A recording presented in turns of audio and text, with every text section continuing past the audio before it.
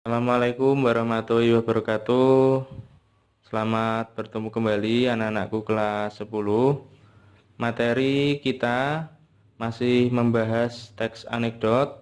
Kita sudah belajar banyak hal mengenai teks anekdot, dari struktur, kaidah, fungsi. Sekarang kita akan belajar menyusun teks anekdot.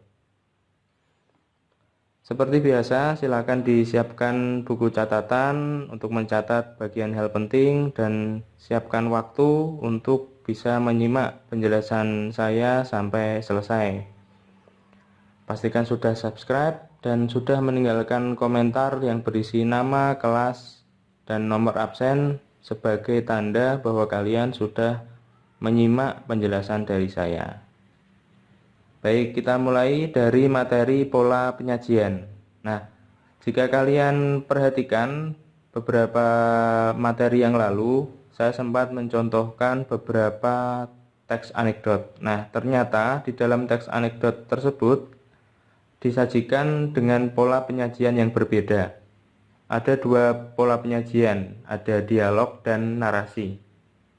Nah, untuk teks anekdot yang berbentuk dialog atau berpola penyajian dialog biasanya akan menyajikan percakapan dua orang atau lebih. Dapat kalian lihat pada contoh teks anekdot dosen yang juga menjadi pejabat. Di situ ada percakapan antara dua orang, yaitu Tono dan Udin. Ya, bisa dicermati. Baik, masih membahas pola penyajian dialog. Ada ciri utama dari pola penyajian ini menggunakan kalimat langsung. Nah, kalimat langsung ini merupakan hasil kutipan langsung dari pembicaraan seseorang. Jadi sama persis dengan apa yang dikatakan oleh seseorang tersebut, oleh subjek tersebut. Contohnya di situ ada Tono. Saya heran, dosen ilmu politik kalau ngajar selalu duduk, tidak pernah mau berdiri. Nah, itu persis seperti yang dikatakan Tono, seolah-olah ditulis seperti yang disampaikan oleh Tono. Udin juga menjawab seperti itu. Ah, gitu aja diperhatiin sih Ton. Nah, itu juga pembicaraan langsung yang disampaikan oleh Udin, ditulis dengan cara seperti itu. Ada ciri-cirinya sih sebenarnya, bisa kalian lihat. Diawali dan diakhiri dengan tanda petik. Huruf awal setelah tanda petik ditulis dengan huruf kapital. Kemudian yang terakhir, antara pembicara dan apa yang dikatakan dipisah dengan tanda titik 2. Bisa diperhatikan contohnya ya. Kita lanjut ke bagian pola penyajian yang kedua. Mohon maaf, di situ tertulisnya angka 1, yang benar angka 2 ya. Pola penyajian yang kedua, narasi. Nah, narasi di sini merupakan pengisahan suatu cerita atau kejadian. Jadi karena teks anekdot itu berupa cerita, jadi seolah-olah diceritakan berupa sebuah peristiwa. Pola penyajian narasi ini tetap sama menggunakan kalimat langsung, tetapi dengan struktur penulisan yang berbeda. Bisa dicermati perbedaannya di bagian apa untuk penulisan kalimat langsungnya. Contohnya di sini teks anekdot kisah pengadilan tindak pidana korupsi. Baik, pola penyajian narasi ini strukturnya berbeda ya, penulisan seperti yang saya sampaikan tadi. Bisa dilihat contohnya. Jadi ada struktur yang pertama, penulisan pernyataan yang diucapkan subjek, kemudian tanda baca, kemudian kata kerja diakhiri dengan subjek. Contohnya di situ. Apakah benar? Nah, apakah benar ini diapit oleh tanda petik. Kemudian tanda bacanya koma. Kata kerjanya teriak, kemudian subjeknya jaksa. Atau contoh yang kedua, hari ini kita akan mengikuti ujian. Kata Andi. Itu urutannya sama persis. Pernyataan yang diucapkan, tanda baca, kata kerja, dan subjek. Atau bisa menggunakan pola yang kedua, struktur kalimat yang kedua, dengan urutan subjek, kata kerja, kemudian pernyataan yang diucapkan subjek, dan diakhiri dengan tanda baca, diapit dalam tanda petik. Contohnya, hakim berkata, "Pak, tolong jawab pertanyaan jaksa." Nah, subjeknya itu hakim, kata kerja berkata, kemudian pernyataan yang diucapkan subjek, "Pak, tolong jawab pertanyaan jaksa," kemudian diakhiri tanda baca titik dengan diapit tanda petik. Itu juga sama. Contohnya, Andi berkata, "Hari ini kita akan mengikuti ujian." Sama. Setelah kita memahami pola penyajian anekdot, kita lanjut pada langkah penyusunan anekdot.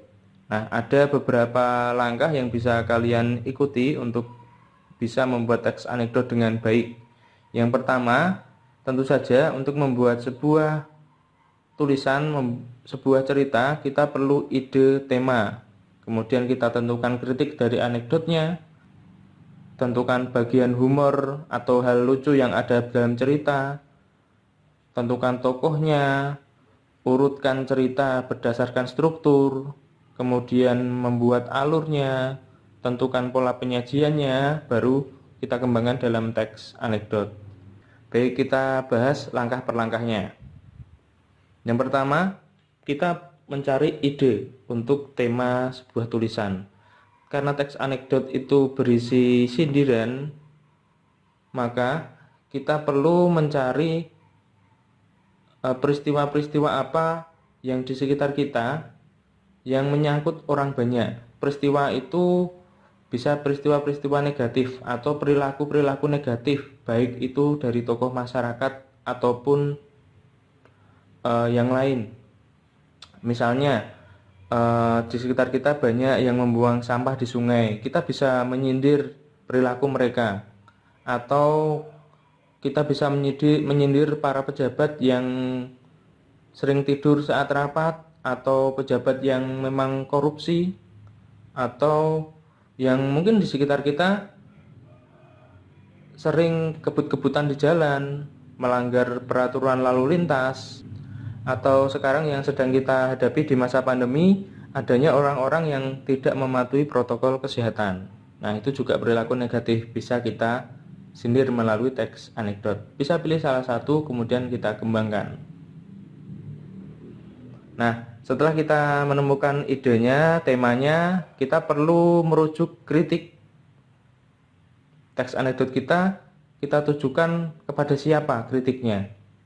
Nah, karena tadi sudah kita bahas kritik perilaku negatif masyarakat, berarti ya kita kritik siapa? Masyarakat umum yang melakukan perilaku negatif itu, atau tokoh publik, atau pejabat, atau bisa artis yang melakukan perilaku negatif tersebut. Jika kita menyindir korupsi, berarti yang kita sindir, berarti yang kita kritik adalah pejabat publik. Yang kalau kita menyindir membuang sampah di sungai atau membuang sampah sembarangan, itu bisa kita tujukan kritik kita kepada masyarakat umum yang melakukan perilaku negatif tersebut. Nah, yang ketiga, kita perlu menentukan letak hal lucu atau humornya. Nah, karena teks anekdot fungsinya juga menghibur, maka kita harus munculkan hal lucu di sini. Jadi, hal lucu ini akan membuat pembaca terkesan bahwa anekdot kita punya hal lucu yang sekaligus digunakan untuk menyindir. Nanti bisa lihat contoh di bagian akhir ya, untuk coba memahaminya. Baik, langkah yang keempat, pilih tokoh yang sesuai. Nah, jika kita menyindir pejabat publik, berarti kita tentukan tokoh yang sekiranya bisa kita gunakan untuk menyindir pejabat publik tersebut, ataupun masyarakat umum, berarti juga kita tentukan tokohnya. Yang jelas harus sesuai dengan ide yang sudah kita tentukan di awal tadi.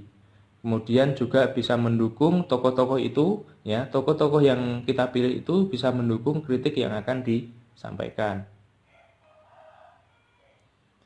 Langkah yang kelima, kita perlu membuat kerangka teks sesuai dengan struktur. Nah, sudah pernah kita pelajari bahwa struktur teks anekdot ada abstraksi, orientasi, krisis, reaksi, dan koda. Pastikan struktur ini lengkap dalam teks anekdot kalian nanti. Yang keenam, tentukan alur cerita. Nah, dengan menentukan alur cerita ini kita bisa merinci peristiwa dalam cerita.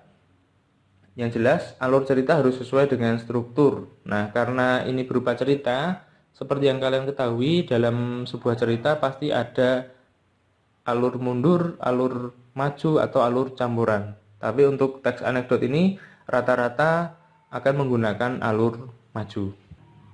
Langkah ketujuh, setelah struktur alur selesai disusun, kita perlu memilih pola penyajian. Seperti yang saya sampaikan di awal, pola penyajian ada dialog dan narasi. Bisa kita pilih.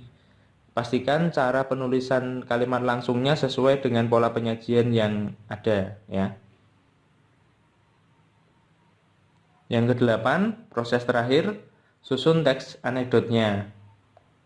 Karena ini proses menulis teks anekdot yang terakhir, jadi perlu benar-benar kalian perhatikan pembagian struktur dan penggunaan kaidah bahasanya. Sudah kita pelajari, bisa direview kembali untuk materi kaidah bahasa. Selanjutnya, setelah teks anekdot jadi, tidak perlu buru-buru, silakan direvisi terlebih dahulu. Pastikan sudah benar-benar sesuai yang saya maksud di sini, ya, sesuai struktur dan kaidah bahasa. Kemudian tata tulis tanda bacanya silakan diperhatikan. Nah, seperti yang ada di buku paket yang kalian bawa, di sana ada contoh teks anekdot, contoh penyusunan teks anekdot dari tema, kritik, humor, penentuan tokoh, kemudian pembagian strukturnya, penentuan alur dan pola penyajiannya. Sekaligus ada teks anekdot yang sudah jadi, sudah lengkap disusun. Yang kurang dalam contoh ini hanya pada judulnya yang belum tertulis. Jadi nanti silakan ketika nanti kalian membuat teks anekdot, pastikan sudah ada judulnya yang menarik. Begitu ya. Baik, sekiranya ini saja yang bisa saya sampaikan. Jika ada pertanyaan, seperti biasa, silakan langsung sampaikan di WhatsApp group atau Google Classroom untuk kita bahas bersama-sama. Saya akhiri, semoga yang kita pelajari hari ini bisa bermanfaat. Wabillahi taufiq wal hidayah. Wassalamualaikum warahmatullahi wabarakatuh.